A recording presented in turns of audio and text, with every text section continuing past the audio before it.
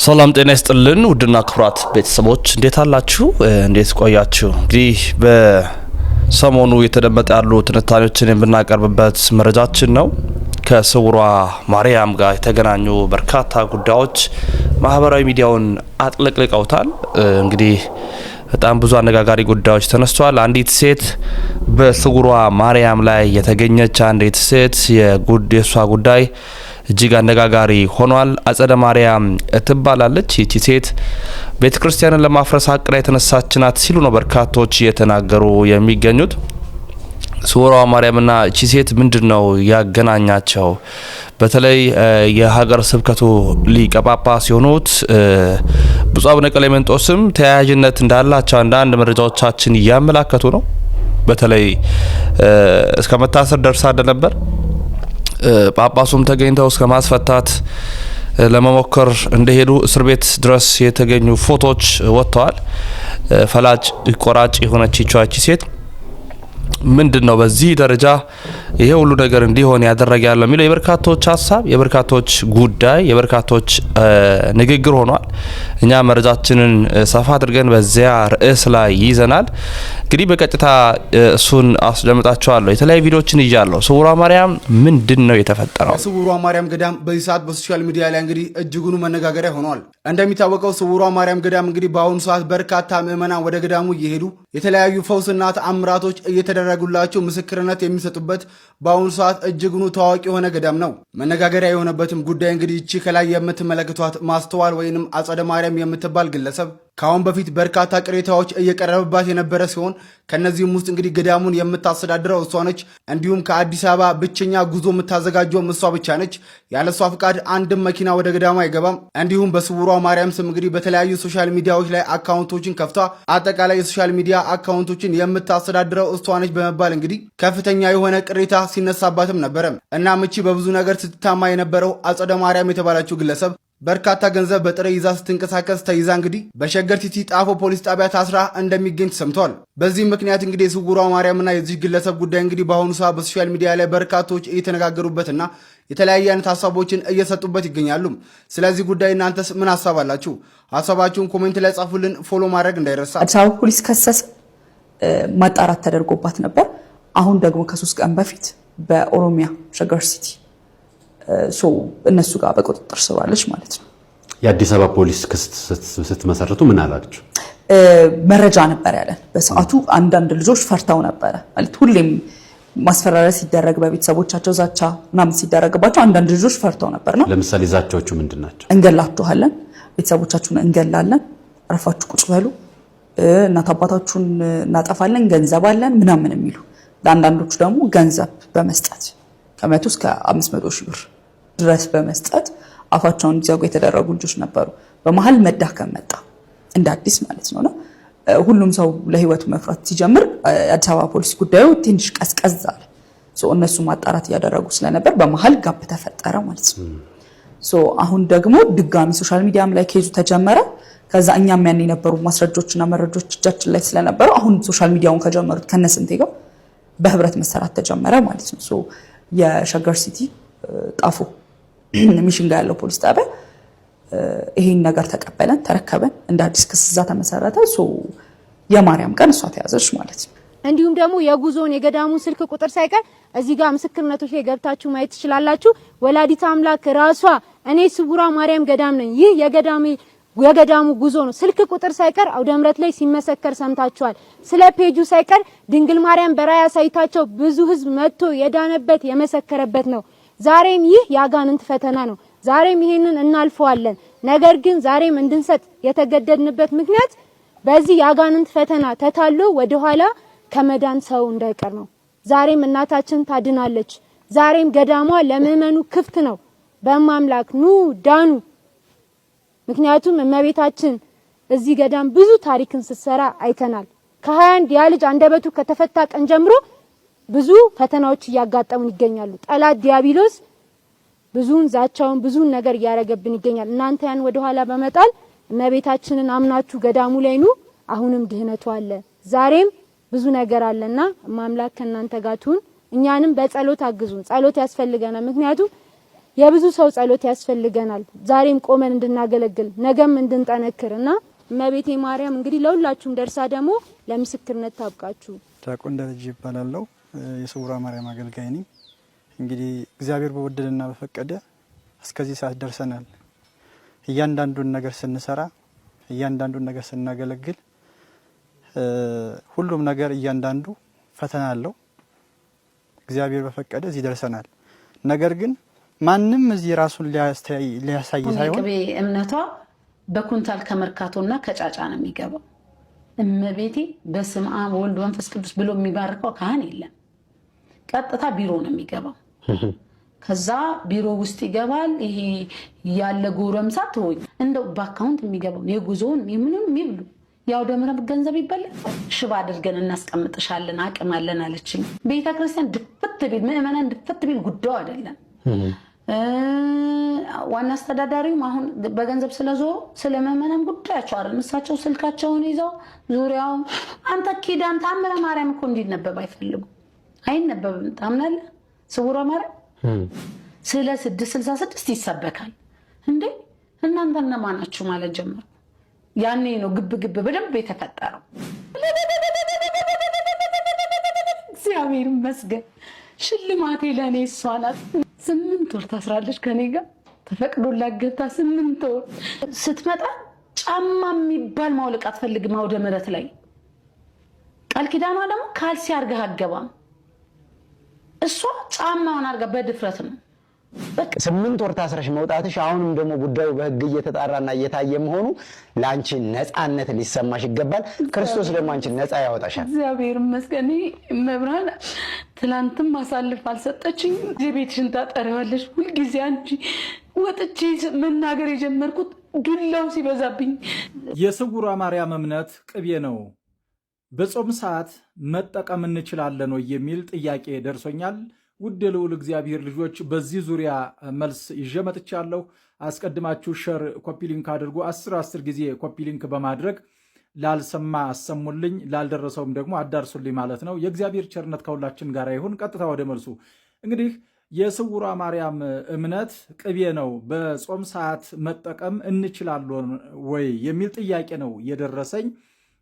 ጠያቂዎችን አከብራለሁ፣ እግዚአብሔር ያክብርልኝ።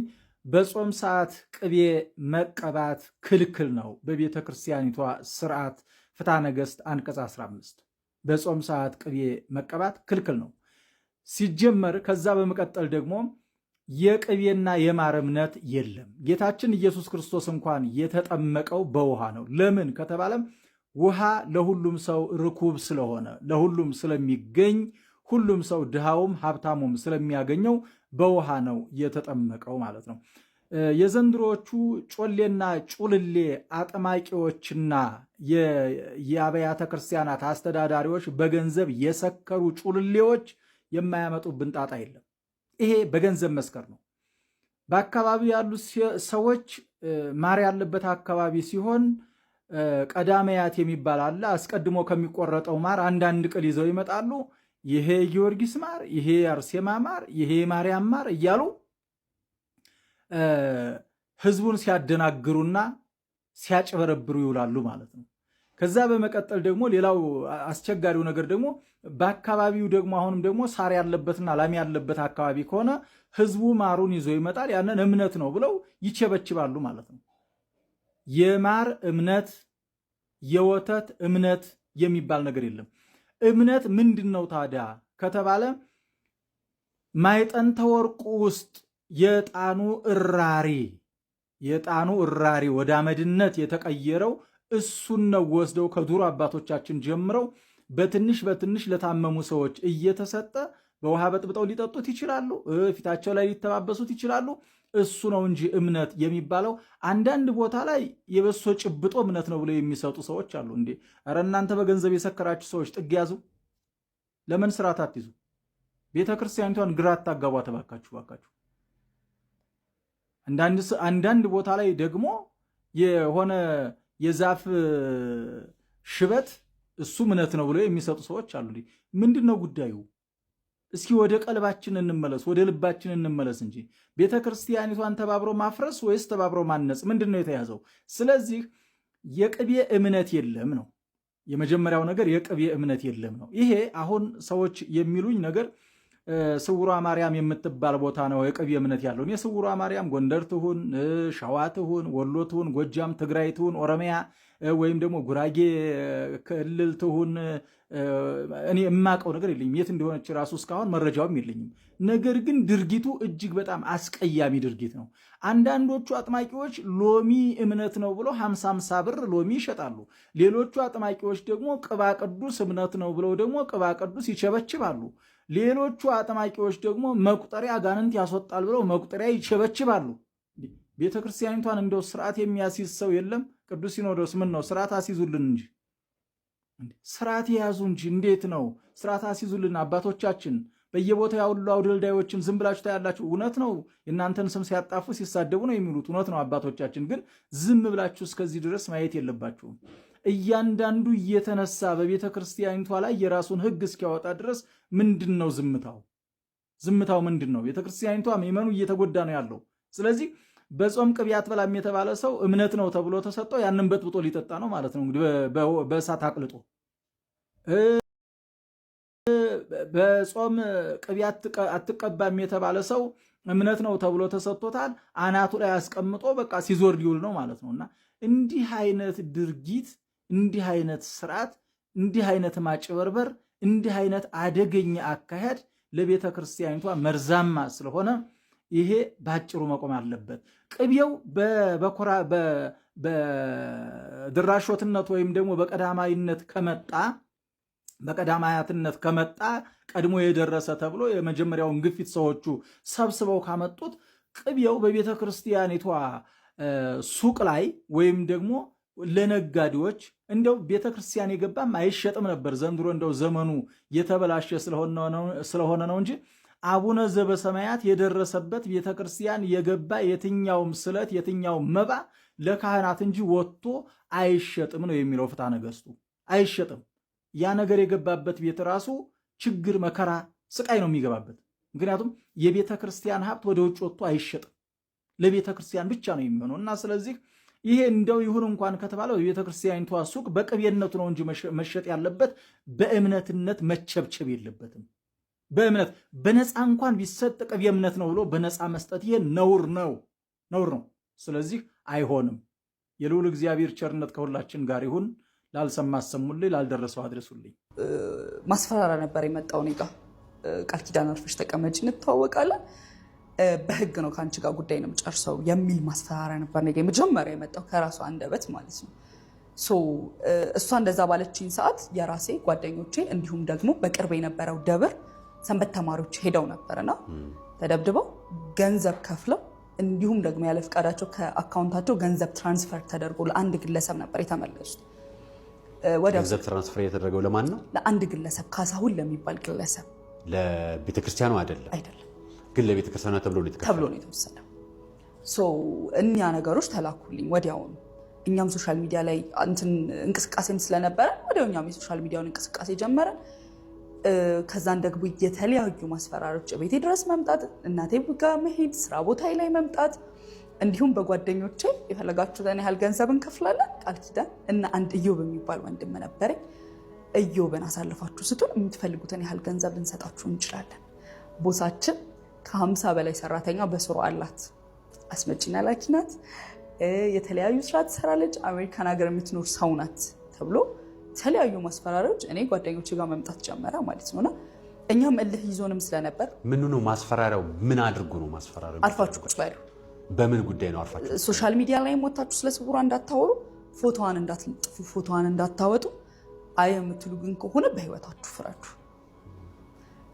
እንደዛ በመሃል ላይ ብፁዕ አባታችንን አንድ ገዳም ላይ ያገኘናቸው ብፁዕ አባታችን አቡነ ቀለሜንጦስን እንዲሁም ደግሞ የብፁዕ አባታችን ጸሐፊ አገኘናቸው በአንድ አጋጣሚና እግራቸው ላይ ወድቀን ለ5 ነው ገብተን ያለቀስነው። በያዙት መስቀል ባቆረቡበት እጆት ብለን ነበር የለመናቸው። ቃል በቃል ልጆቼ ምንም ማድረግ አልችልም፣ አርፋችሁ ቁጭ በሉ፣ ትገላችኋለች፣ እጇ ረዥም ነው ነበር ያሉ። እሳቸው ያህን መልስ ሲመልሱልን እውነቱን ለማውራት ደንግጠናል። እንደ ሰንበት ትምህርት ቤት ነው ሄድነው። እንደ ሰንበት ትምህርት ቤት አደረጃጀት ኃላፊ ናቸው እስከምናውቀው። ሰንበት ትምህርት ቤት ልጆቻቸው ተደብድበናል፣ እንዲሁም ልንደፈር ነበር ያሉ እህቶችም ነበሩ በሰዓቱ። እውነትም ለመደፈር ሙከራ የተደረገባቸው የሚካኤል ልጆች ነበሩ። እነዛን ነገሮች ስቲል በማስረጃ ነበር ልናሳያ ሞከርነው። ማንም ሰው ሊቀበለን አልሞከረም። ሀገረ ስብከት ኑ የሚል መልስ ተሰጠን ማለት ነው። በሰዓቱ ሀገረ ስብከት ለመሄድ ሞክረን ነበር። ያው እንደነገርኩህ ነው የተለያዩ ማስፈራሪያዎች ስቲል ልንሄድበት ያሰብነውን ቦታ ቀድሞ ያውቁት ነበር። ልናደርጋት የምንፈልጋትን እያንዳንዷን ነገር ቀድሞ ያውቁ ነበርና ቀን በቀን ነበር ስልክ የሚደወልልን። በተለያዩ ስልክ ደህንነት ነን ብሎ የሚደውል ነበረ፣ ፖሊስ ነኝ ብሎ የሚደውል ነበረ። ያሬድ የሚባል የእሷ ቦዲጋርድ እንዲሁም ባለቤት ፍቅረኛ፣ ከዛ ደግሞ ስውሯ ማርያም ላይ ፈላጭ ቆራጭ ነበረ ከሷ እኩል ያለ አንድ ሰው አለና የሚደውለው የነበረው አዲስ አበባ ፖሊስ ኮሚሽን የደህንነት አባል ነኝ ብሎ በመደወል ያስፈራራ ነበር እኔንም ጓደኞቼንም። በዛ ምክንያት ሀገረ ስብከት መሄድ ታውን በህግ ጉዳዩን ለማድረግ ሞከርን ከ7 ወር በፊት ማለት ነው። አዲስ አበባ ፖሊስ ከሰሰ፣ ማጣራት ተደርጎባት ነበር። አሁን ደግሞ ከ3 ቀን በፊት በኦሮሚያ ሸገር ሲቲ እነሱ ጋር በቁጥጥር ስር ዋለች ማለት ነው። የአዲስ አበባ ፖሊስ ክስ ስትመሰርቱ ምን አላችሁ?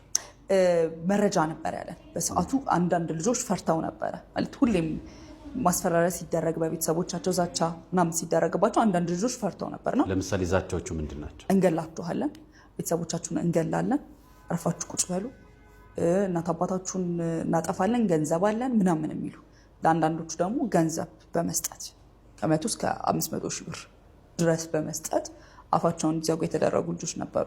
በመሀል መዳከም መጣ እንደ አዲስ ማለት ነው። ሁሉም ሰው ለህይወቱ መፍራት ሲጀምር አዲስ አበባ ፖሊስ ጉዳዩ ትንሽ ቀዝቀዝ አለ።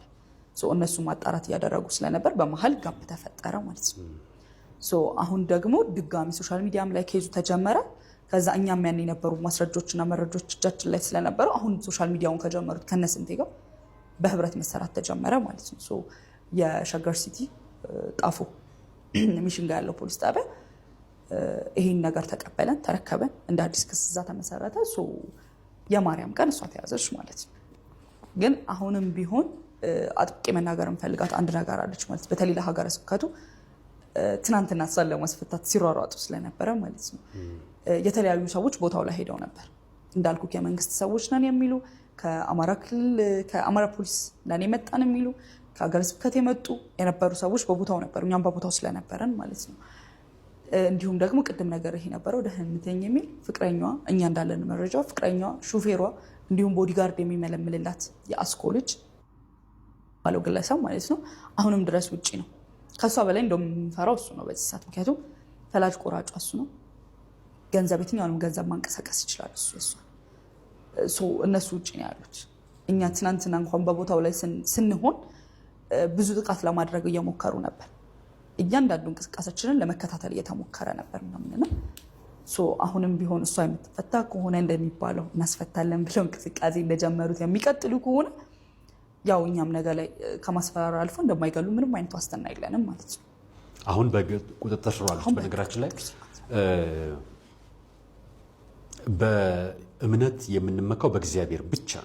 ስውሯ ማርያም የሚሆን 1 ደቂቃ ስጡኝና አንድ ታምር ልንገራችሁ። በስውሯ ማርያም ሼር ኮፒ ሊንክ አድርጉልኝ። ላልሰማ አሰሙልኝ። ያልዳነ ይዳንበት። ስውሯ ማርያም ለ16ቱም እዛ ነበርኩኝ ለ7 ቀን ያክል ጾሙ በገባ።